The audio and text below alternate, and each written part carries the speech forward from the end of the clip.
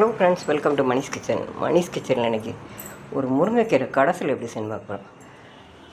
நான் பாசிப்பருப்பும் துவரம்பருப்பும் 50 கிராம் அளவு ஊற வச்சு வேக வச்சுருக்கிறேன். ஒரு 4-5 விசில் விட்டு தண்ணி ஊற்றி வேக வச்சுருக்கேன். அதோட பாசிப்பருப்பு துவரம்பருப்போட தக்காளி பழம் 2 தக்காளி பழம், 4-5 பச்சை மிளகாய், 4-5 பல் பூண்டு, ஒரு பெரிய வெங்காயம், கொஞ்சமாக பெருங்காயம் போட்டு நல்ல குழைய பாசிப்பருப்பு நல்ல மசியை வேக வச்சுருக்கேன்.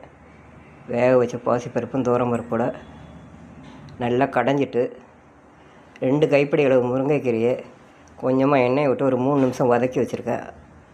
அதையும் வேக வச்ச பருப்போடு போட்டு தேங்காய் ஜீரகம் அரைச்சி விழுதியும் அதில் போட்டு கடுகு காஞ்ச மிளகா தாளிச்சிருக்கேன். உப்பு போட்டிருக்கேன், தேவையான அளவு உப்பு.